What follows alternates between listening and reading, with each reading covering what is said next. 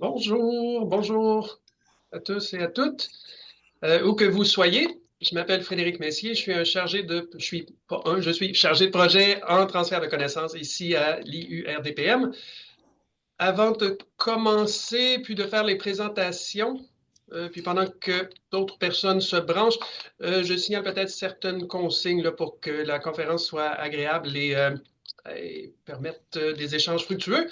Alors, si cela vous est possible, je vous invite à vous assurer qu'on puisse bien vous identifier en modifiant votre nom sur la fenêtre Zoom, là, votre identité. Peut-être en identifiant votre provenance, si vous êtes à l'aise de la partager. Que vous soyez chez nous, au centre-sud de l'île de Montréal ou dans un établissement à l'extérieur. La présentation d'aujourd'hui sera d'une durée d'environ 40 minutes et puis inclura une période d'échange et de questions. Vous pouvez utiliser la zone de clavardage pendant la présentation ou après là, pour signaler vos questions.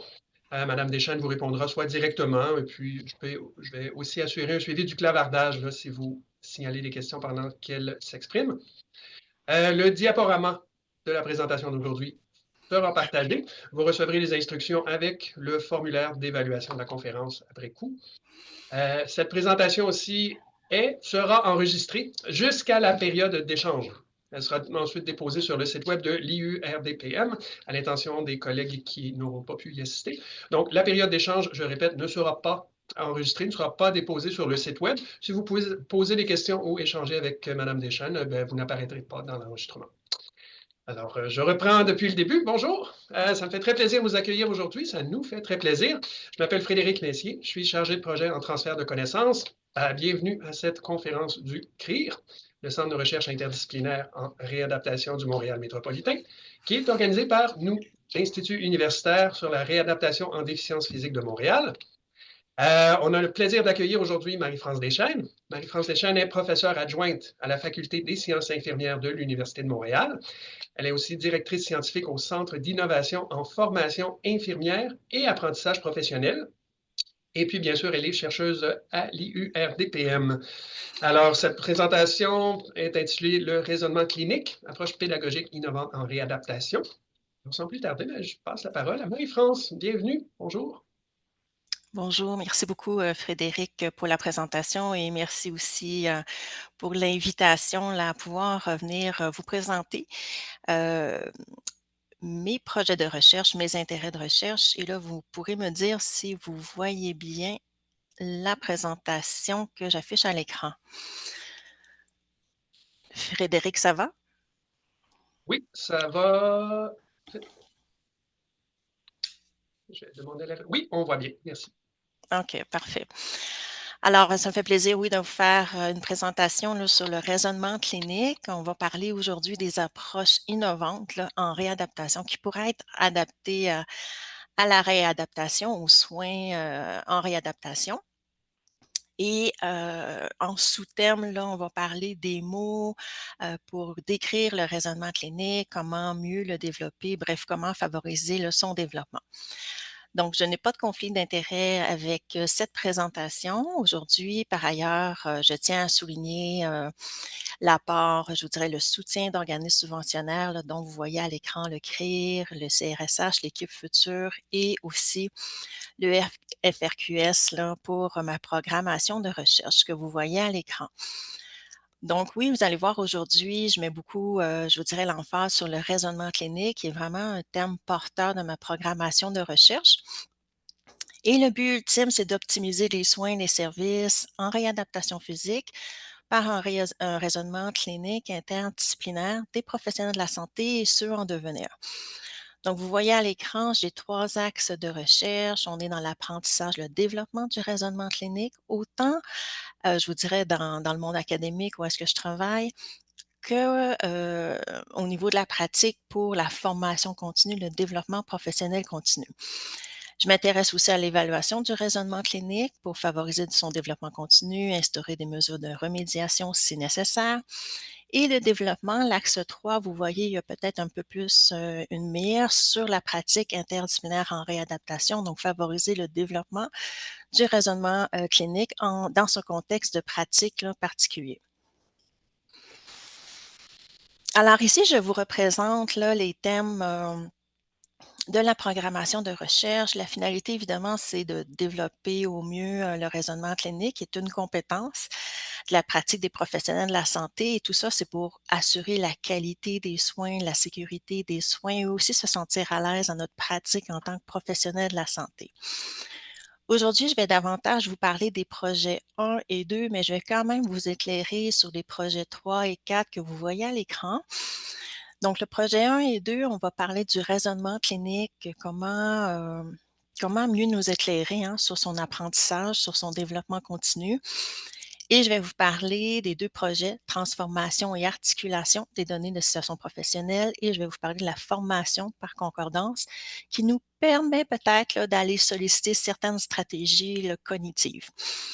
Ensuite, je vais vous parler du projet 3 un peu plus succinctement parce que je vais revenir pour les gens qui sont en soins infirmiers. Donc là, ici, je vais quand même avoir quelques bonnes nouvelles pour vous. Puisqu'on a un autre projet qui vise à éclairer les compétences infirmières en réadaptation physique, savoir quelles sont les compétences essentielles, et on a fait vraiment des trouvailles très intéressantes dans la littérature. On a hâte de vous les présenter. Donc ça devrait être au mois de février-mars 2025, mais je vais quand même vous donner quelques informations aujourd'hui. Et le projet 4 aussi, on est sensiblement dans les mêmes termes, apparentés, pas très loin, comment on peut mieux soutenir les prises de décision partagées en contexte de pratique interdisciplinaire en réadaptation. Et là, c'est un 4e projet dans lequel on veut développer une formation en ligne basée sur la concordance des prises de décision, notamment sur des décisions complexes qu'on pourrait retrouver en réadaptation physique. Donc, ça aussi, je vais vous en glisser quelques mots.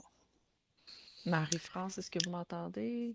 Oui. Juste, je vois qu'il y a comme un petit truc que vous pourriez masquer, là. C'est marqué arrêter le partage ou masquer, parce que je Ah, pense qu'on le voit en même temps. oui, Fait que oui, oui, oui. parfait, merci. Est-ce que je suis capable? Oui, Juste masquer. C'est bon, parfait. merci. C'est bon, merci. Alors, j'aime bien commencer par la définition. Si vous aviez dans le titre des mots pour définir le raisonnement clinique, et on a eu beaucoup de définitions, de conceptions qu'on retrouve dans la littérature. Celle que vous voyez à l'écran, j'ai vraiment fait un choix délibéré de choisir cette définition puisque je la trouve inclusive pour toute discipline de la santé. On parle des processus qui mènent à l'intégration des données cliniques, c'est-à-dire les manifestations que présente le patient. Je suis en mesure de les observer, de les analyser. J'ai des connaissances aussi professionnelles qui me permettent d'analyser la situation, de générer des hypothèses cliniques, et j'ai aussi des connaissances contextuelles, des facteurs situationnels aussi. Je suis dans mon contexte, je raisonne en tenant compte des valeurs, des ressources du patient, de sa condition, et ça nous amène en tant que professionnels de la santé à prendre des décisions justes, adaptées et qui visent l'accompagnement, le suivi optimal de la personne. C'est Dr. Cook qui a sorti cette définition quand même assez récemment, qui est un médecin en formation médicale, mais qui nous dit que le raisonnement clinique va bien au-delà du fait de poser un diagnostic médical. Et c'est vrai. Oui, poser un bon diagnostic médical fait en sorte que le médecin ait un bon raisonnement clinique, mais tous les professionnels de la santé mettre en œuvre sensiblement les mêmes processus de raisonnement, et c'est une compétence qu'on va retrouver dans la pratique, dans les référentiels de nombreux professionnels de la santé. Bref, je pense l'ensemble. Donc, on va retrouver ça en ergothérapie, en physiothérapie, en orthophonie, en sciences infirmières. Et ici, ce que ça nous dit, la définition, c'est que ça nous permet de prendre la décision qui est la plus adaptée aux ressources du patient, à nos ressources dans le milieu. Et c'est un processus aussi. Le raisonnement clinique, on est vraiment chemin faisant. On prend des décisions, on avance d'un pas, on recule de 2, on s'adapte aux circonstances. Mais l'enjeu qu'on connaît dans nos milieux académiques et que vous devez certainement vivre aussi lorsque vous accompagnez des novices dans la profession, c'est de déceler, trouver, de développer ou d'utiliser des stratégies éducatives qui soient pertinentes pour favoriser le développement de la compétence. Et des fois, on est beaucoup dans l'innovation pédagogique. On crée des jeux sérieux, on crée de la simulation, ou comme moi, on crée des activités de formation par concordance. Mais la question est de savoir, est-ce que toutes ces innovations permettent des acquis, permettent les apprentissages du raisonnement clinique? Est-ce que ces nouvelles stratégies éducatives et d'autres plus traditionnelles suscitent des opérations cognitives comme celle de la transformation et l'articulation des données de situation professionnelle? Mais là, souvent, on me pose la question, qu'est-ce que vous voulez dire, Madame Deschaines, par transformation et articulation des données de situation professionnelle? Vous avez la définition à l'écran, mais dans la prochaine diapositive, je vais vous présenter un exemple concret.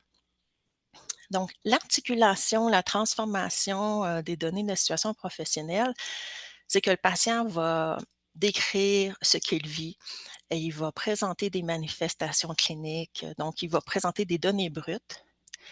Et nous, par la suite, en tant que professionnels, on va analyser les données et on va les transformer. On va avoir une représentation mentale de la situation du patient et on va être en mesure de décrire de façon spécifique, avec la terminologie appropriée, la situation que présente le patient. Et ça fait des années, c'est pas nouveau. Vous voyez les auteurs, là, Bordage, là, en bas d'écran. D'ailleurs, Bordage a été un auteur clé sur cette opération cognitive où est-ce que Bordage a fait parler à voix haute des médecins, des novices, des experts. Il a analysé leur type de discours et il a développé je dirais une typologie des types de discours chez les novices ou aux experts. Puis il a dit, bon, on peut avoir un discours qui est réduit, éparpillé, compilé ou élaboré. À l'image des connaissances, de l'organisation de nos connaissances dans notre mémoire à long terme. Est-ce qu'elles sont structurées, organisées en unités de sens ou au contraire, nos connaissances sont éparpillées et on n'arrive pas à avoir une juste représentation de la situation, par exemple, du patient? Quand j'explique tout ça, les gens comprennent, mais avec un exemple, là, c'est beaucoup mieux. Donc, j'ai tiré l'exemple là, de la revue Pédagogie médicale. Ça a été publié en 2005. Vous avez le cas d'un patient ici qui présente quelques manifestations cliniques. À l'examen, on relève ceci, cela, etc. Selon Bordage, un étudiant ou un novice à qui on lui poserait la question: «Qu'est-ce qui se passe dans la situation? Fais-moi un résumé». Bien là, ici, on pourrait avoir le type de discours qu'on appelait le réduit. Donc, on sait pas trop, on n'a pas au fait de représentation mentale de la situation. Donc, on n'a pas d'hypothèse finalement en tête là, sur le plan du développement du raisonnement clinique. Un étudiant ou un novice, quelqu'un qui débute dans la pratique, pourrait avoir un discours éparpillé. On va un petit peu à la pêche, là, le deuxième exemple que vous voyez à l'écran. On ne sait pas trop là, qu'est-ce qui se passe. On n'a pas une représentation claire de la situation. Finalement, un troisième exemple que vous voyez à l'écran, bien là, vous voyez que la personne est davantage volubile, est capable d'avoir une représentation, ou fait elle a une représentation. Il s'agit d'un homme, on est capable de verbaliser qu'est-ce qu'on perçoit. Et vous voyez, il y a des qualificatifs sémantiques, problème sensoriel et moteur, bilatéral et asymétrique. Ça veut dire qu'on est en mesure ici de donner un sens, de qualifier les données qu'on observe ou qui relèvent de l'examen physique. Donc, c'est un peu plus intéressant. On est capable d'avoir une représentation mentale ici de la situation. Et selon Bordage, toujours, une personne, un expert qui aura un discours qu'on appellerait de compilé. La caractéristique, ce serait qu'ici, là, on a vraiment une représentation juste, on est capable de poser le diagnostic et même d'aller un peu plus loin. Il est surprenant que le malade ne se plaigne pas de ceci, cela, et ça pourrait permettre d'aller pousser l'interrogatoire et de poser des questions justes en lien avec l'hypothèse là, que nous avons en tête. Donc ça, c'est une typologie qui a été énormément, je vous dirais, documentée dans la littérature en formation médicale. Un peu, je vous dirais, dans d'autres disciplines, mais pas tant que ça. Et on a voulu aller plus loin, mon équipe de recherche, pour aller voir, à l'aide d'une revue de la portée, on a publié ici le protocole. Quelles sont les stratégies éducatives qui nous permettent d'aller solliciter cette mise en mots, hein, cette articulation des données de situation professionnelle? Est-ce que c'est par des écosses? Est-ce que c'est par des simulations? Est-ce que c'est par des jeux sérieux? Et j'en passe. Dans ces stratégies éducatives, quelles sont les tâches aussi d'apprentissage? Qu'est-ce qu'on demande aux étudiants pour aller solliciter cette mise en mots, cette articulation des données de situation professionnelle, cette représentation mentale finalement de la situation? Et finalement, on s'est intéressé aussi aux modalités, donc comment on évalue cette opération cognitive. Donc ici, c'est un article qu'on a soumis quand même assez récemment. Il est en processus de révision. Ce que vous voyez à l'écran, c'est comme un tableau de contingence qu'on a développé, mais je vais vous le présenter en français d'une façon un peu différente, mais ça rejoint là, les mêmes résultats. Sur le plan des stratégies éducatives, il y a toujours des méthodes traditionnelles qui sont tout à fait, je voudrais, pertinentes à utiliser. Utilisation de scénarios, de vignettes, que ce soit sous un format papier-crayon, que ce soit à l'aide de dossiers patients simulés ou numérisés, que ce soit aussi par l'utilisation d'un environnement numérique à l'apprentissage où est-ce qu'on utilise des vignettes, des situations de cas. C'est toujours pertinent, c'est toujours présent.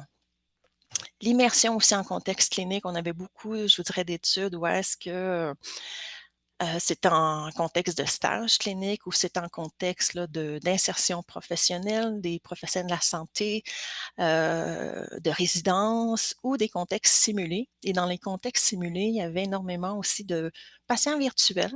Donc, avec nos innovations pédagogiques, on avait tout de même l'utilisation de patients virtuels, mais attention, quand vous voyez toutes les tâches d'apprentissage à droite de l'écran, par exemple, pour l'utilisation de patients virtuels, on demandait aux étudiants d'écrire un summary statement, c'est-à-dire écris-moi une synthèse en 3-4 lignes de ta représentation de la situation, de ton interprétation.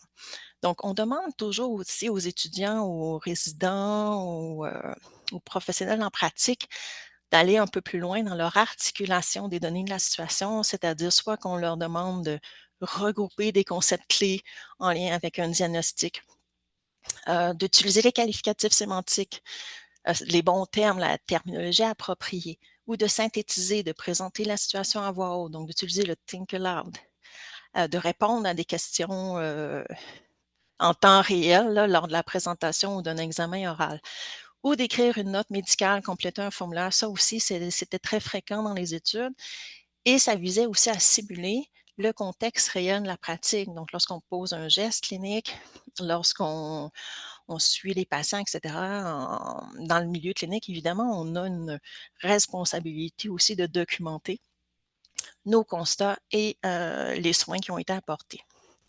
Donc, c'était sensiblement les stratégies. Il y avait l'apprentissage par problème, le fait aussi de faire de la schématisation, mais toujours avec des tâches d'apprentissage relativement spécifiques que vous voyez là, ici à l'écran. Bonne nouvelle aussi, sur le plan des modalités d'évaluation, ce qu'on a retracé, je vous dirais, dans le monde de l'éducation, on dit qu'il y avait un bon alignement pédagogique.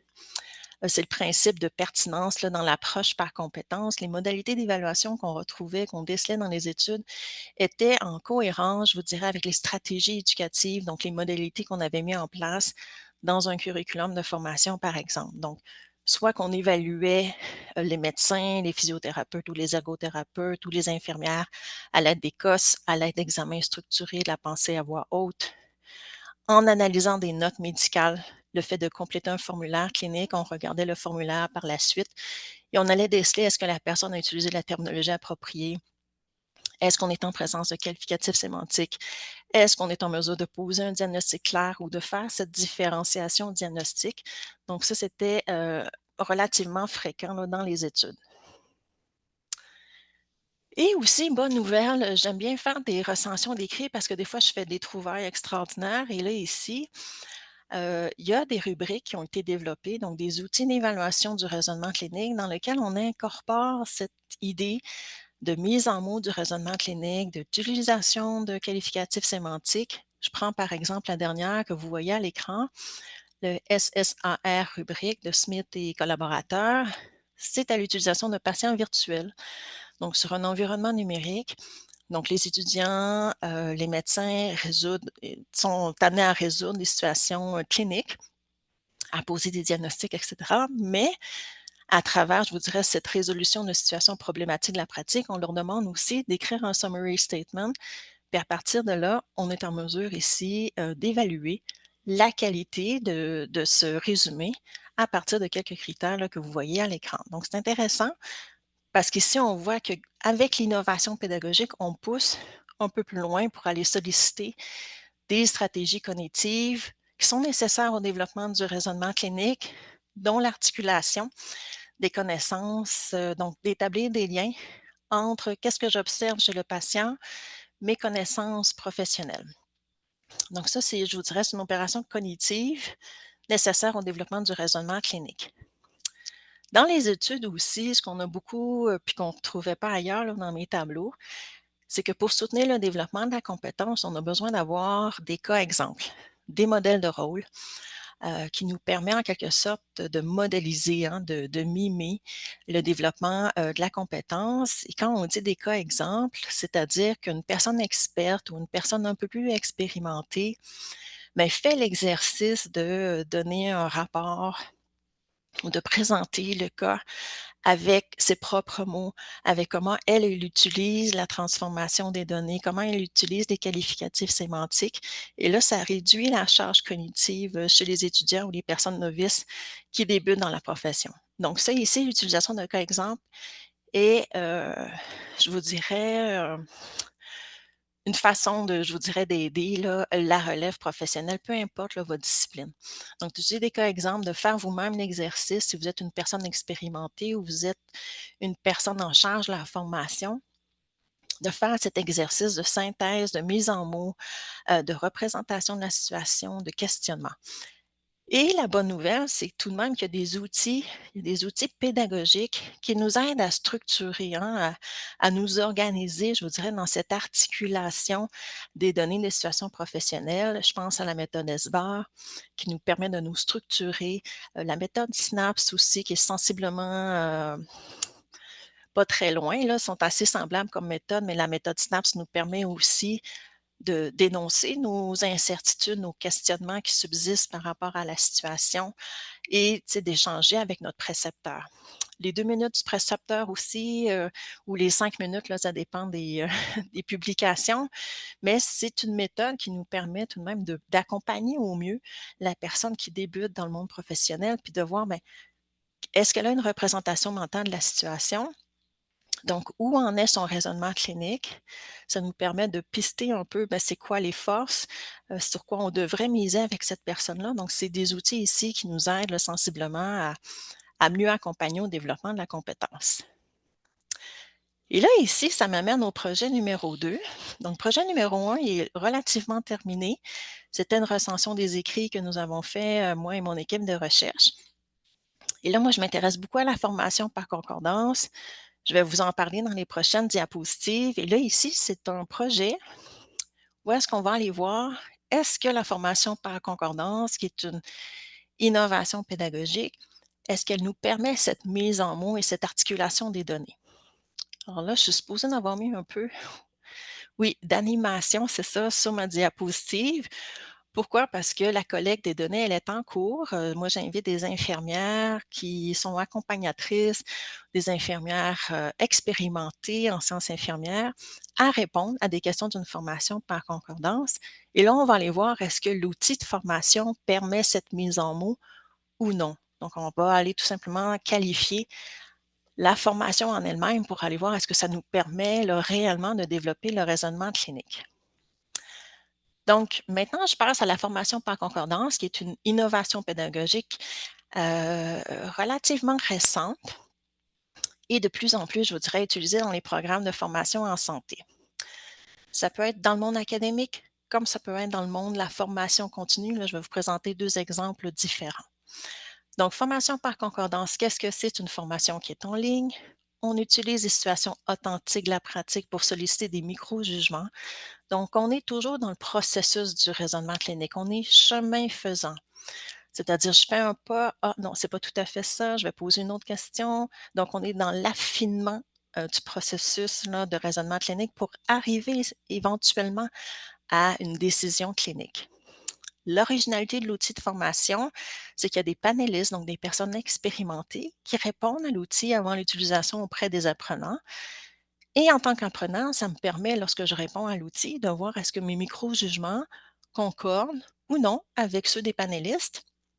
Les panélistes, d'ailleurs, ne s'entendent pas sur les questions d'emblée. Des fois, ils ont un certain accord, mais pas toujours à 100%. Et pourquoi? Parce que dans une formation de concordance, on utilise des situations mal définies. C'est-à-dire qu'il n'y a pas de réponse univoque. C'est pas noir ou blanc, c'est pas oui ou non. On a vraiment une certaine variabilité qu'on peut décoder chez nos panélistes et c'est tant mieux parce que ça permet d'obtenir une rétroaction automatisée et variée pour les apprenants, mais en même temps aussi une rétroaction où est-ce on voit la variabilité des processus de raisonnement là, chez nos panélistes. Donc, je vais vous présenter un premier exemple au microprogramme de premier cycle d'intégration en sciences infirmières de l'Université de Montréal. Donc, c'est une formation qui est asynchrone sur l'environnement Studium. J'ai toujours une page d'accueil comme ça ici là, qui explique là, en quoi consiste le module de formation. Donc, je suis sur Moodle. Pour les gens qui seraient peut-être à l'extérieur du cadre académique, Moodle permet la conception de formation par concordance. Je présente aussi toujours mes panélistes, donc qui sont ces personnes qui ont répondu préalablement à l'outil de formation. Ça permet une reconnaissance aussi là, de ces personnes expertes-là. Et ici, vous avez l'exemple d'une vignette dans une formation par concordance. Donc, courte vignette clinique, je n'ai pas toutes les données, je n'ai pas toutes les informations et c'est volontaire. Pour les personnes qui rédigent, là, en l'occurrence ici, dans cette rédaction-là, on ne met pas toutes les informations parce qu'on veut aller solliciter le raisonnement chemin faisant. Donc, on a toujours la récurrence de la question si vous pensiez à, là ici, demandez au préposé de retirer la tablette, et qu'alors vous découvrez, on a une nouvelle information. Et l'effort intellectuel qu'on demande ici dans l'outil de formation, c'est de voir quel est l'effet de cette nouvelle donnée, de cette nouvelle information sur l'hypothèse de départ. Est-ce que ça l'affaiblit, ça la renforce ou ça la rend inchangée? Donc, on a toujours cette paire hypothèse, nouvelle donnée. La nouvelle donnée peut prendre la forme de signes vitaux, de résultats d'examen à l'examen physique. Ça peut être des antécédents que présente le patient. Donc, c'est une nouvelle information qu'on voit apparaître là, qu'on n'avait pas dans notre vignette là, initiale. La beauté de la chose, c'est que quand je réponds en tant que répondante, par exemple ici, j'aurais pu faire un choix inchangé, mais je me rends compte que je suis comme 3 des 6 panélistes. Donc, je peux voir sur le plan quantitatif quelles sont les réponses des panélistes, mais qu'est-ce qui est vraiment intéressant, c'est d'aller voir le rationnel des choix de réponse de ces panélistes-là, qu'est-ce qu'ils ont répondu, comment ils expliquent leurs réponses, c'est quoi au fait la subtilité là, dans leur processus de raisonnement. Et par la suite, idéalement, à la suite d'une vignette ou de plusieurs vignettes comme celle-ci, on fait comme une synthèse éducative, comme vous voyez à l'écran, pas pour donner la bonne réponse, pas pour arrêter au fait le processus de raisonnement, mais plutôt pour donner des sources à l'étudiant. Donc, cette vignette avait pour intention de revoir les notions sur les mesures de contrôle. Voici quelques éléments clés. Et là, ici, c'est le temps passé, par exemple, des messages, des guides cliniques, de présenter vraiment des articles d'intérêt sur le terme qu'on a sollicité dans l'outil de formation. Je vous présente maintenant plutôt un autre exemple qui pourrait être davantage utilisé en formation continue. Alors ici, c'est une étudiante à la maîtrise qui a fait son projet en mode plutôt synchrone avec des nouvelles infirmières qui débutaient dans les soins critiques. Donc, Yasmine Bouzran, qui a terminé son mémoire de maîtrise. Et là, c'était sur l'heure du dîner. Des nouvelles infirmières se présentaient dans une salle pendant leur période de résidence, là, donc d'orientation en lien avec les soins critiques. Elles pouvaient utiliser leur téléphone, faire un choix de réponse, commenter leur choix de réponse. L'animatrice qui était experte en soins critiques pouvait présenter à l'écran les choix de réponse de façon parfaitement anonyme des participantes. elle amenait aussi, si je reviens à ma diapositive là, précédente, quand on présente aussi les choix de réponse, on pouvait aussi présenter les commentaires des participantes, voir aussi c'est quoi leur rationnel suivant leur choix de réponse. Donc, il y avait un exercice de pensée à voix haute. Et par la suite, on peut présenter la rétroaction des panélistes, donc qui étaient des infirmières et infirmiers experts là, expérimentés en soins critiques. Donc, on peut mieux comprendre le rationnel. Et la discussion se poursuivait sur la situation clinique, puis on a passé, je vous dirais peut-être 8 questions là, comme celle-ci là, pour une période d'1 heure. Tout ça, je vous dirais, pour accompagner les nouvelles infirmières là, qui débutaient en soins critiques. Donc, c'est tout à fait, je vous dirais, un outil intéressant peut-être à considérer lorsqu'on est en période d'accompagnement du nouvel employé ou de nouveau employé dans les milieux et qu'on veut utiliser des situations courtes qui n'amènent pas nécessairement toujours là, des réponses en noir ou blanc. Donc, c'est pour un peu mieux, je vous dirais, accompagner les étudiants et les novices là, dans l'exercice de la profession, mais avec, je vous dirais, un processus de raisonnement clinique en contexte d'incertitude. Ou est-ce que ça nous permet d'un peu mieux appréhender cette incertitude là, des prises de décision cliniques?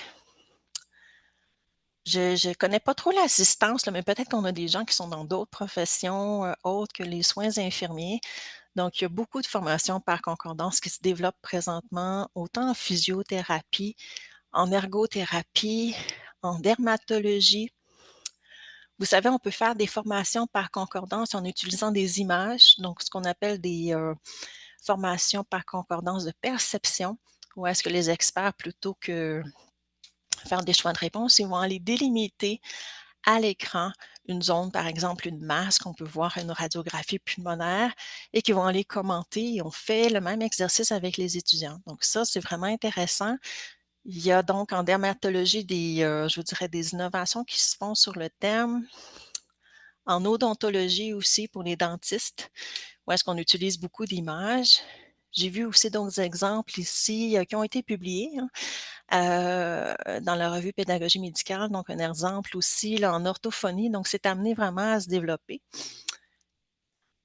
Même chose en sciences infirmières, on en a à l'Université de Montréal et je crois aussi à l'Université Laval là, qu'il y a des formations par concordance qui ont été développées. Alors, si jamais vous avez de l'intérêt pour la formation par concordance, qui est toujours, à mon avis, une innovation pédagogique, vous avez quelques outils de référence ici. N'hésitez pas non plus à me contacter, à m'écrire si vous voyez des avenues de développement là, dans votre discipline. Et j'ai 2 articles ici qui sont un peu plus, je vous dirais, des articles de vulgarisation. Surtout le deuxième. Si vous dites: «Oui, c'est beau tout ça, mais comment utiliser les environnements numériques à l'apprentissage pour développer une formation par concordance?» Ben oui, il y a Moodle. Il y a aussi Wootlap ou Flash, donc quelques environnements là, qui peuvent vous soutenir là-dedans. Et maintenant, je ne sais pas là, pour ma gestion du temps si c'est bon, parfait. Alors maintenant, je voulais quand même pas passer sous silence d'autres projets là, qui sont en cours, puis je vais terminer avec les 2 derniers projets. Un qui a été subventionné par le programme Nouvelle initiative du CRIR, un beau projet dans lequel on est en train de répertorier, puis on a beaucoup avancé notre équipe de recherche là, sur les modèles, les référentiels de compétences infirmières là, pour guider la pratique en réadaptation physique. On a fait vraiment des belles trouvailles là, sur le thème. Donc, on est en train, je vous dirais, d'analyser les données et tout, puis on va pouvoir vous les présenter. Donc, je dirais peut-être au mois de février, peut-être mars, là, on va venir vous présenter peut-être 1 ou 2 référentiels vraiment spécifiques pour cette pratique infirmière qui est une spécialité hein, en réadaptation physique. Et on a trouvé quand même des beaux référentiels avec des éléments de compétences, des étapes de développement et potentiellement, on pourrait développer des outils pour s'auto-évaluer et favoriser le développement professionnel continu. Donc, un projet là, qui est en cours puis qui avance très bien.